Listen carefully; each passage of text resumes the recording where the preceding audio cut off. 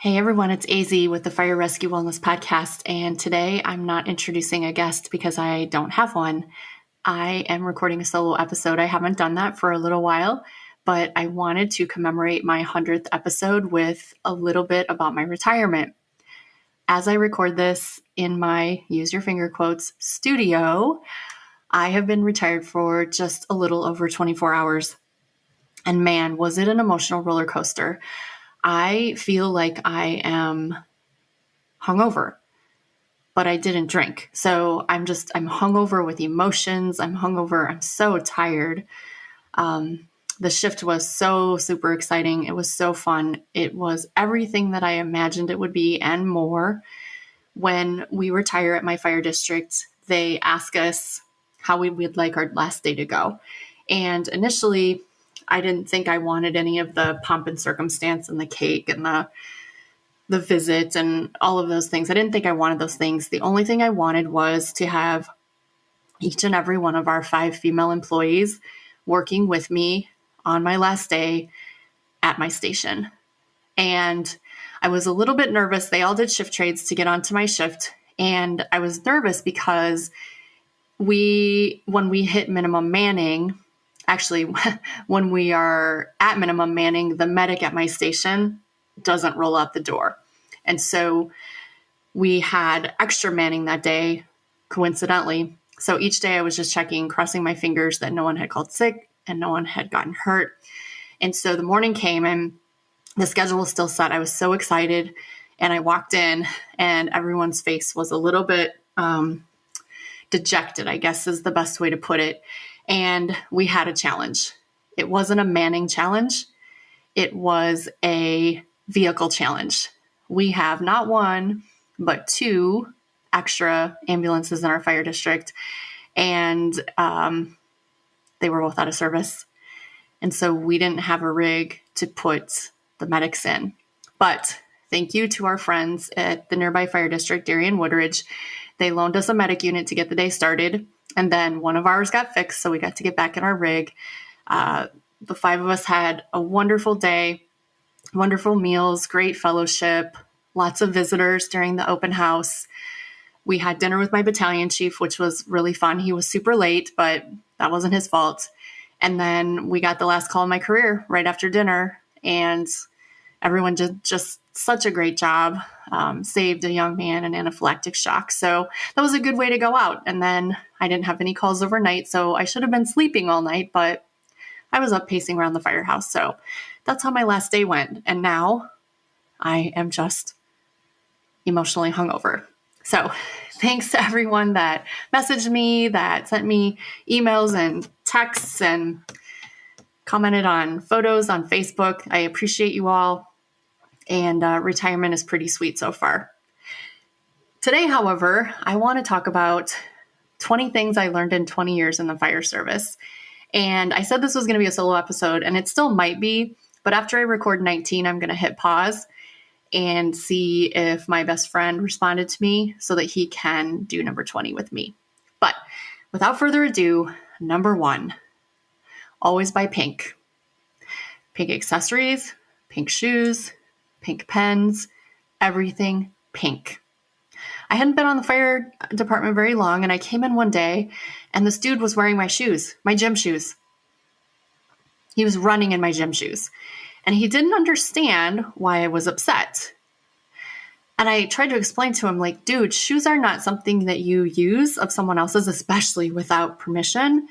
And so once he got done with the shoes, I threw them away. I ordered pink shoes, and for the rest of my career, I ordered pink shoes. I had pink glove straps.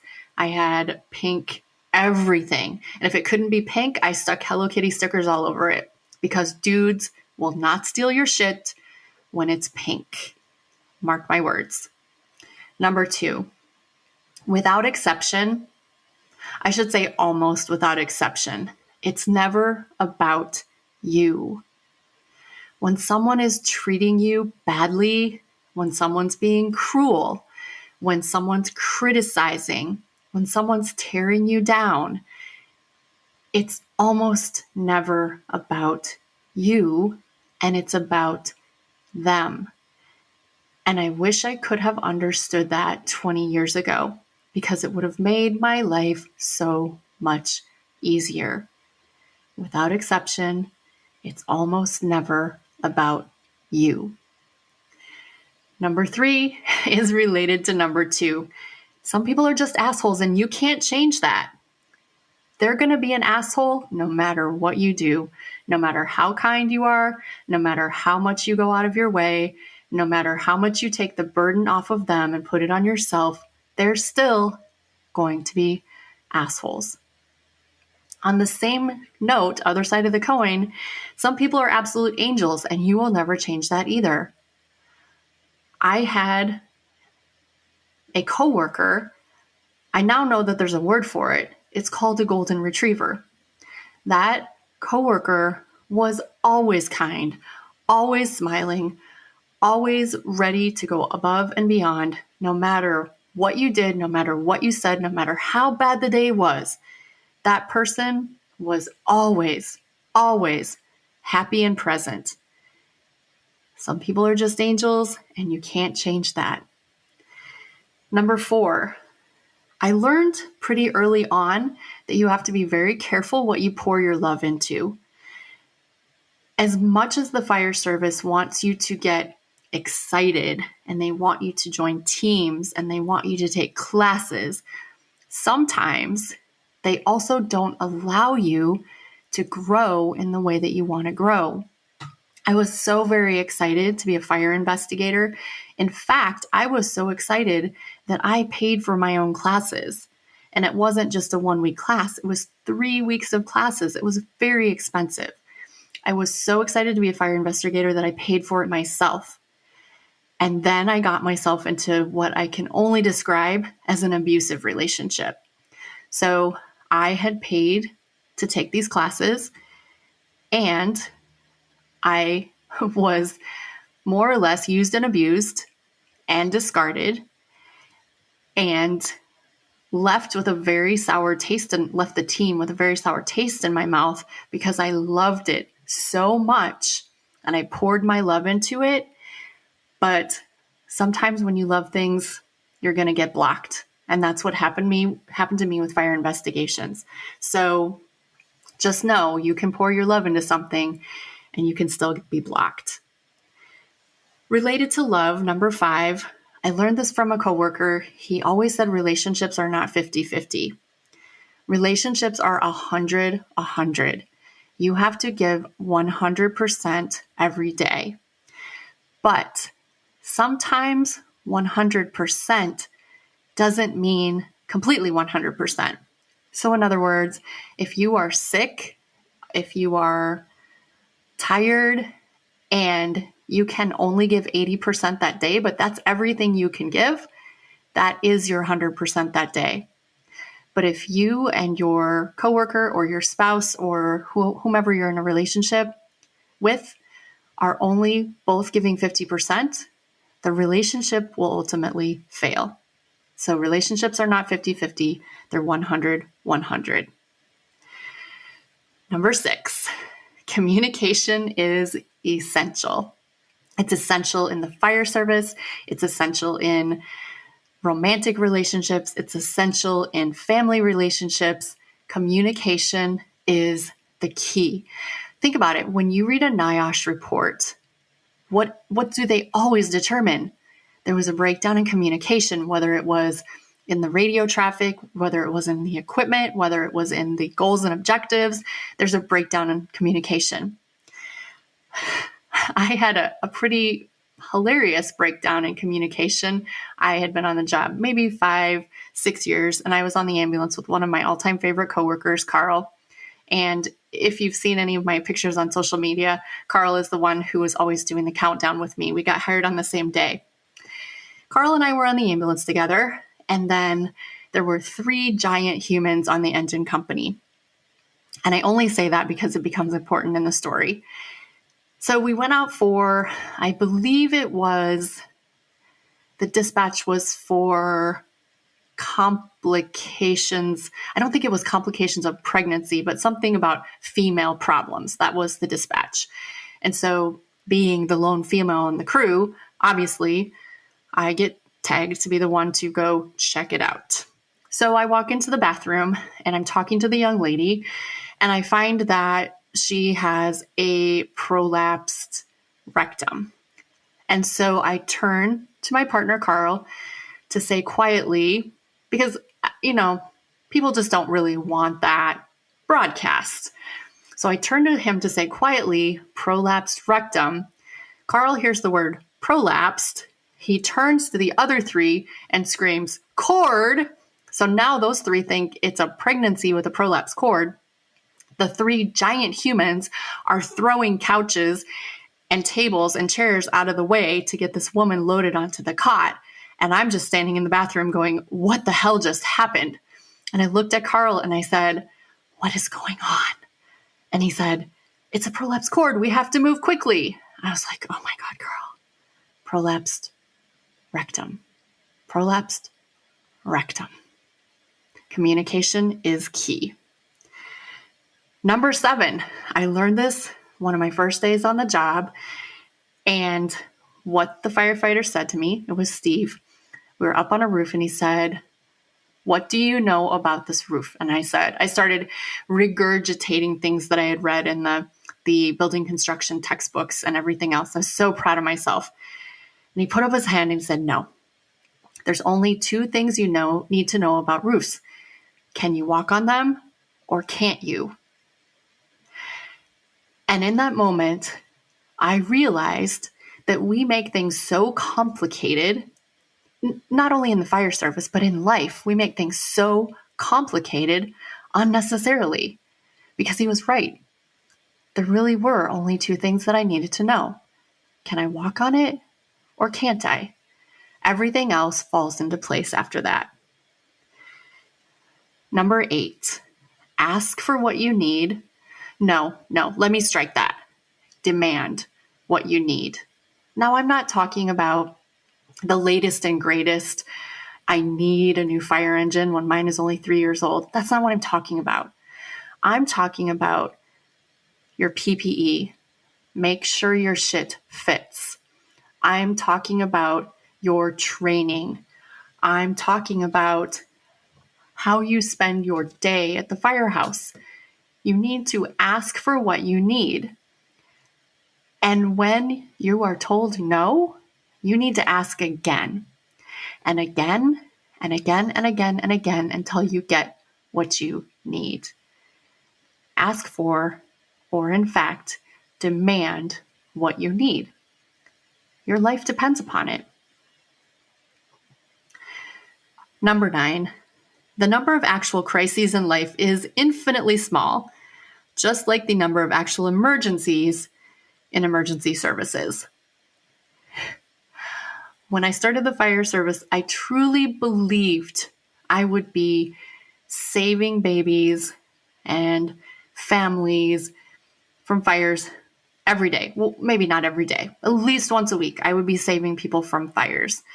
I believed that I would be conducting extrications on vehicles all the time.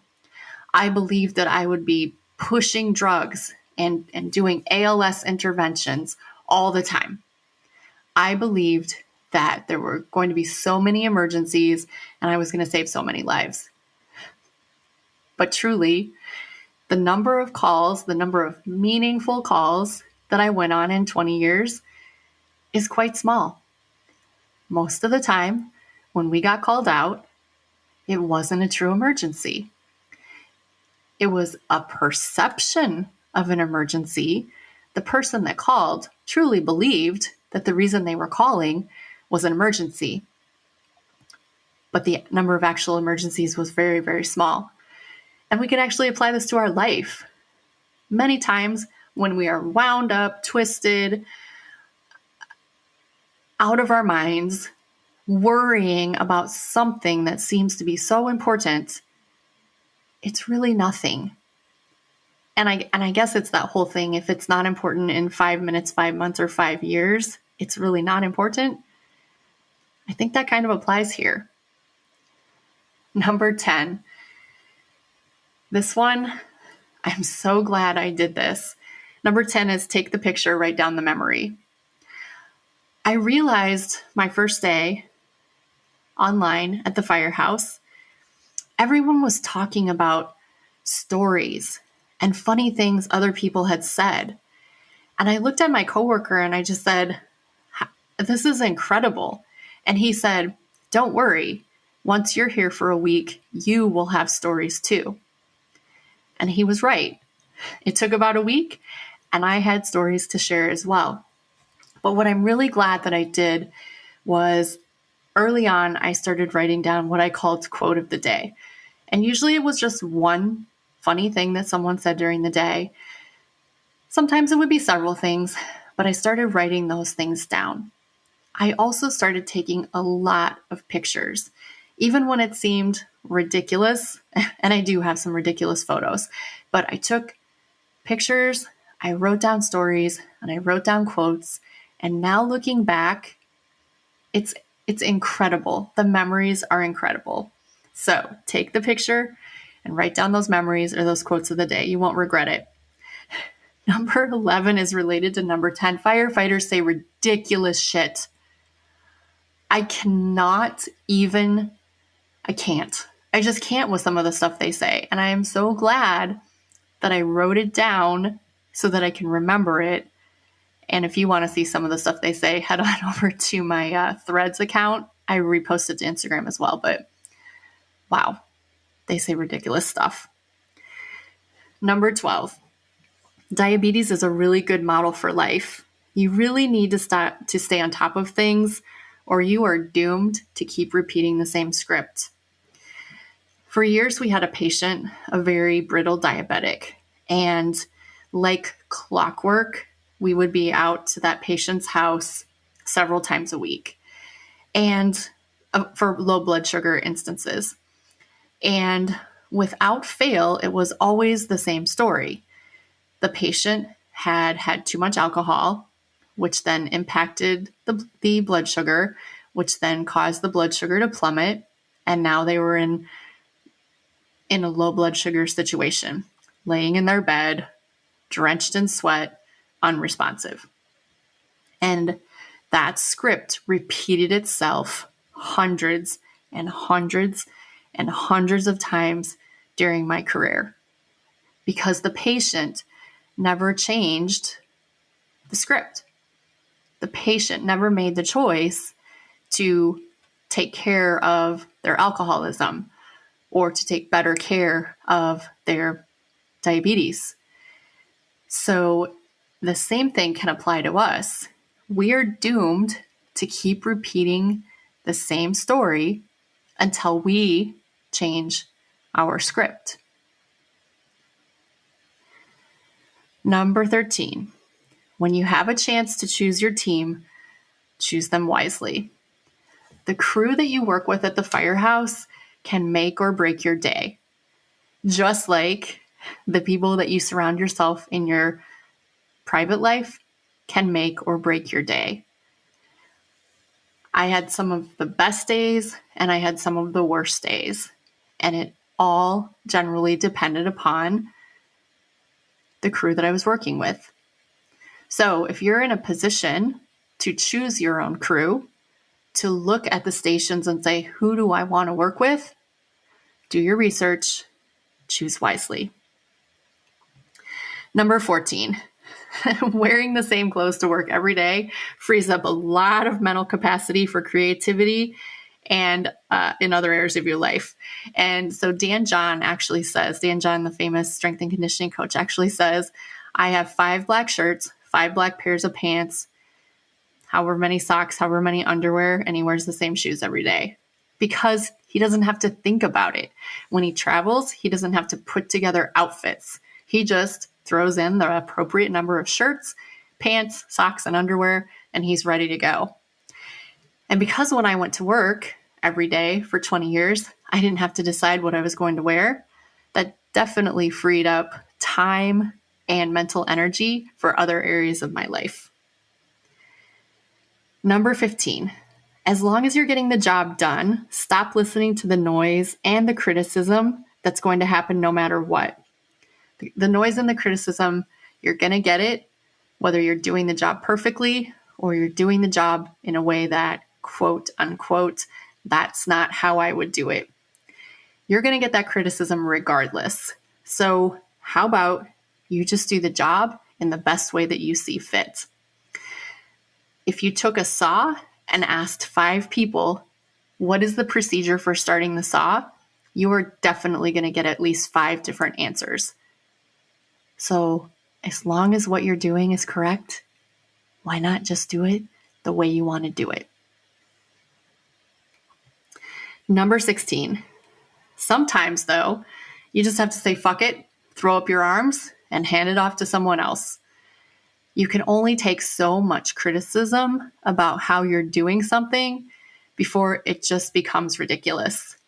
So, if you need to, hand that saw over to the next expert and walk away. Number 17, there is a solution to every challenge, and that solution may involve some sort of matrix. It might include finesse. You might have to wrestle. You might have to use brute force. You might even have to break something.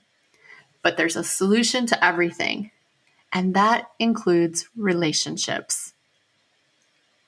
Let that sink in for a second. Relationships are very challenging, and sometimes you're going to need to use your matrix of finesse and wrestling and brute force, and sometimes breaking up, but there is a solution to everything. Number 18, related to 17, please remember, always, always, always try before you pry. Number 19, some people are gonna do stupid shit, and if you pay attention to it, if you fixate on it, if you get distracted by it, it takes away from your joy. I was driving home from work the other morning, and there was, I think it was a man driving his car by himself in the far left lane at 50 miles per hour wearing a mask. It's 2024. We're done playing COVID.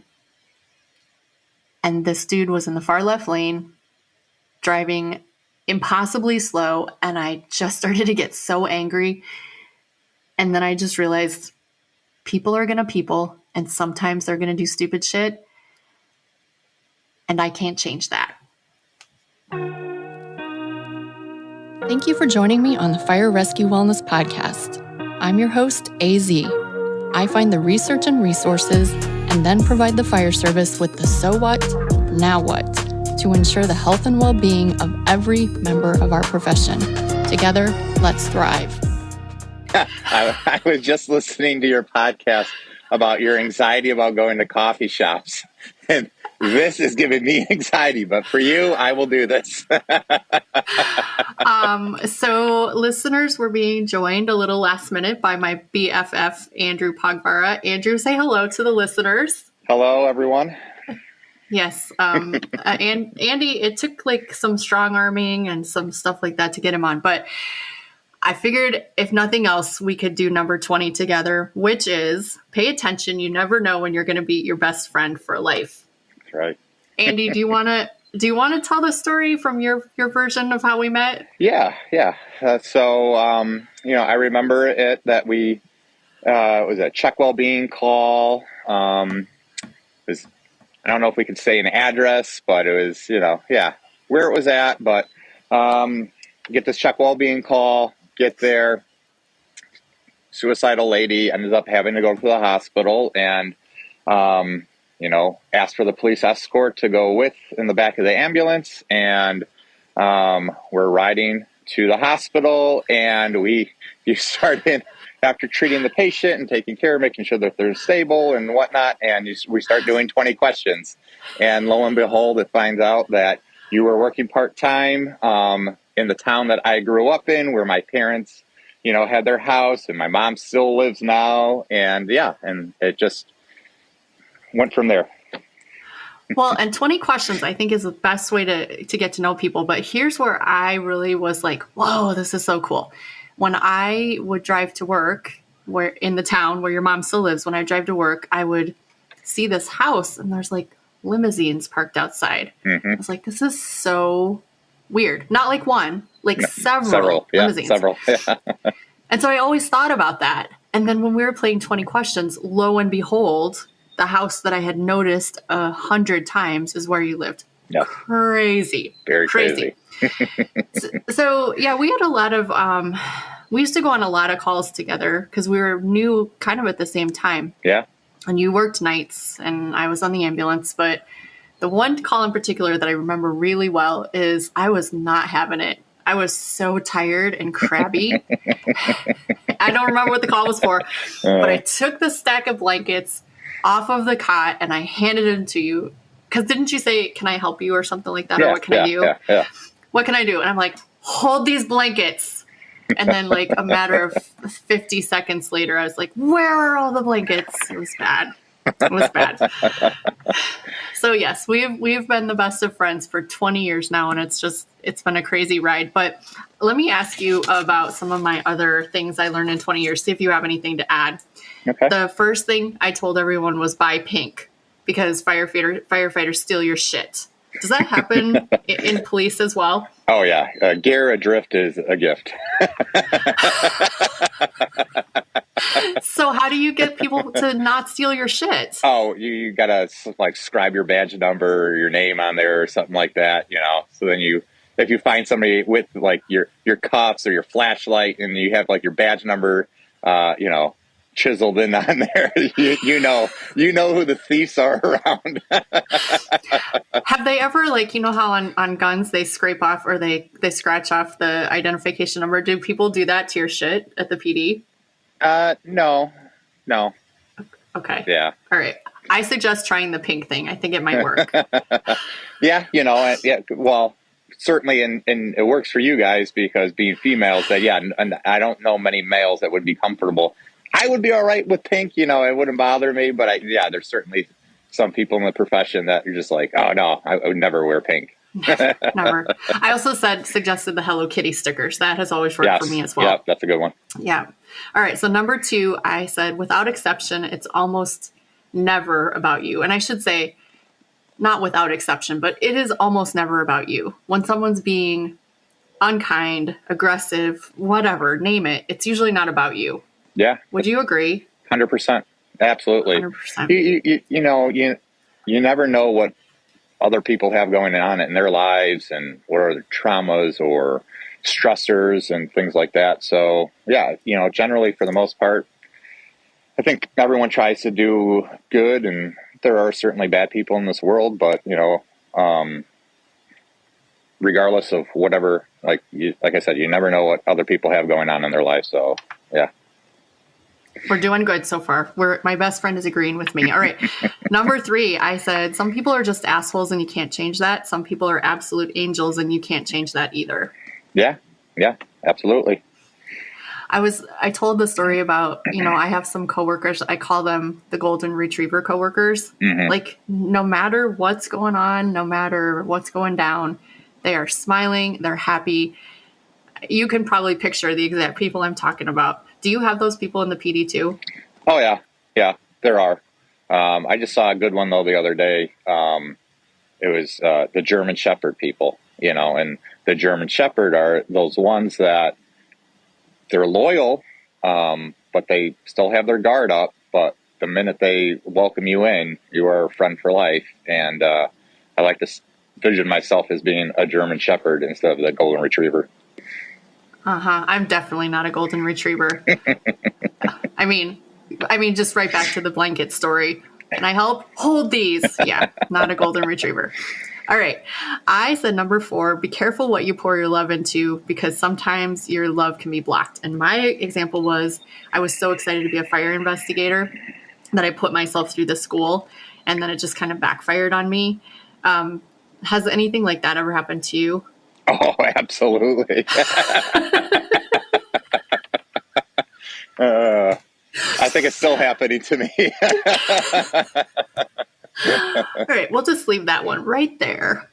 Number 5, this one actually came from Steve Watkins, who relationships are not 50-50. They're 100-100. And further though. Sometimes 100 doesn't mean 100%. So if you're having a rough time and you can only give 80, but you're giving your whole 80, that works way better than this whole like relationships are 50-50.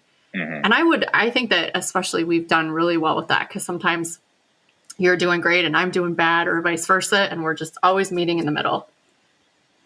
Yeah. I think so.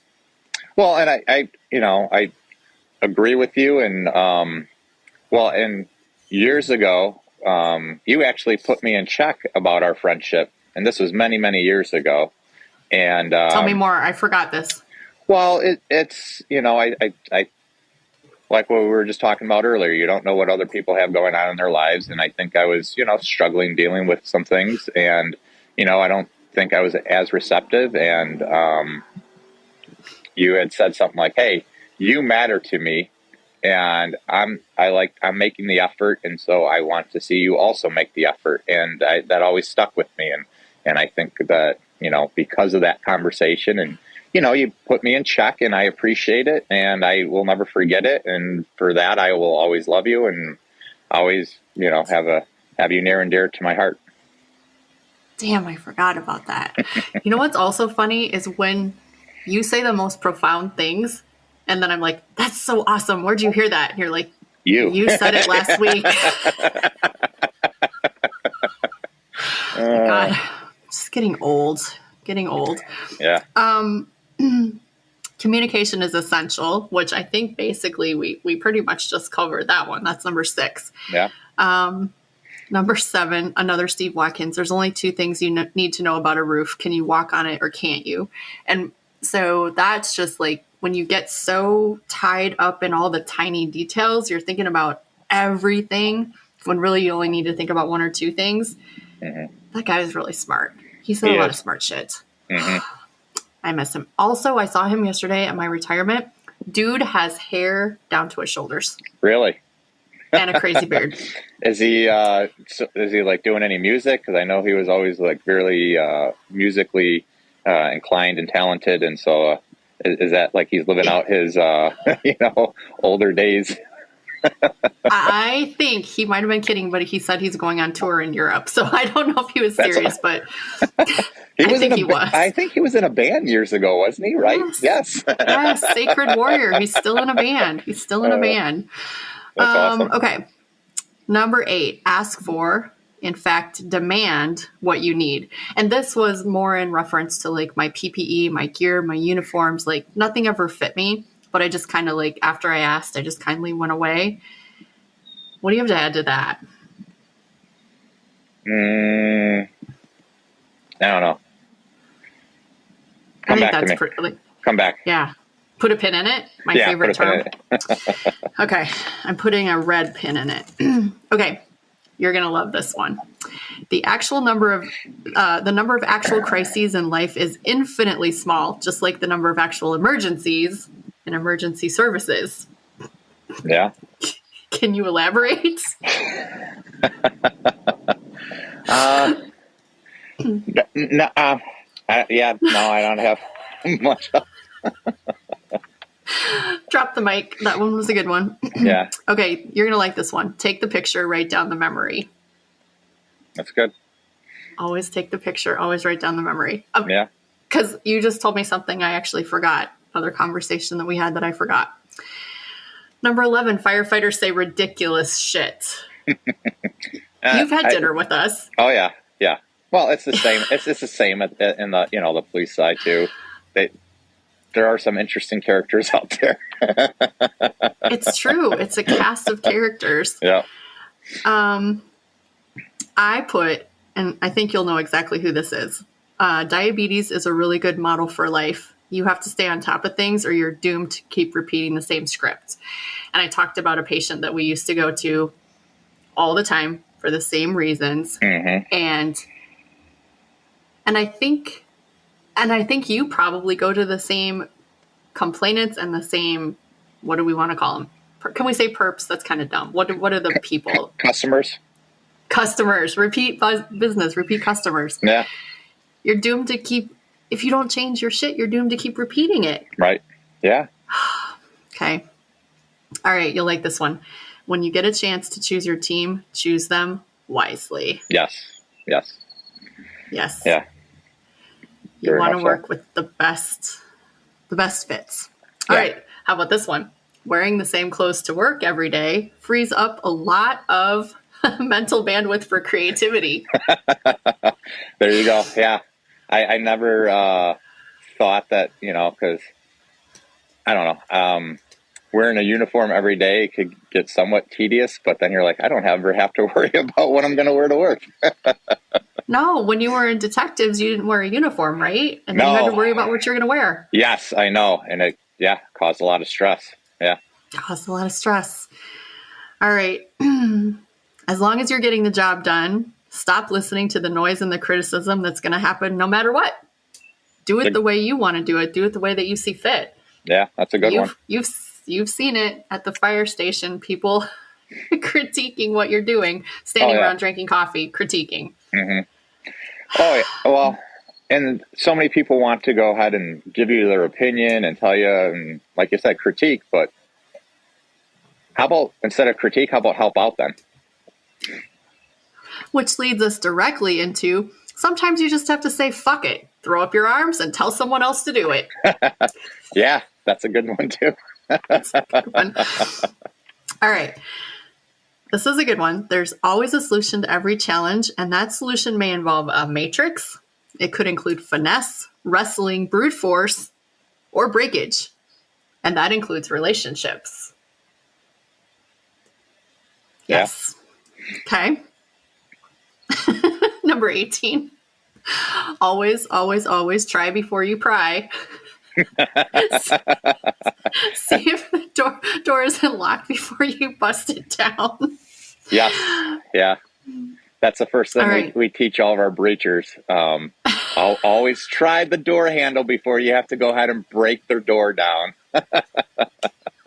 It's never fun. Like everyone always, they always get upset because, us, grunts and the breaching world just love to smash things.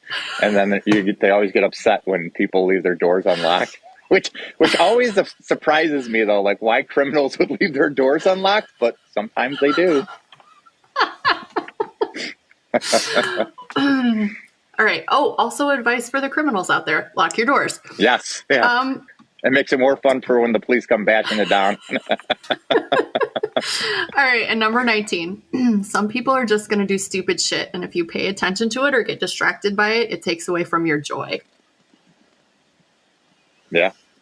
And my example was I saw some dude driving 50 in the left lane of the tollway by himself in his car wearing his mask recently.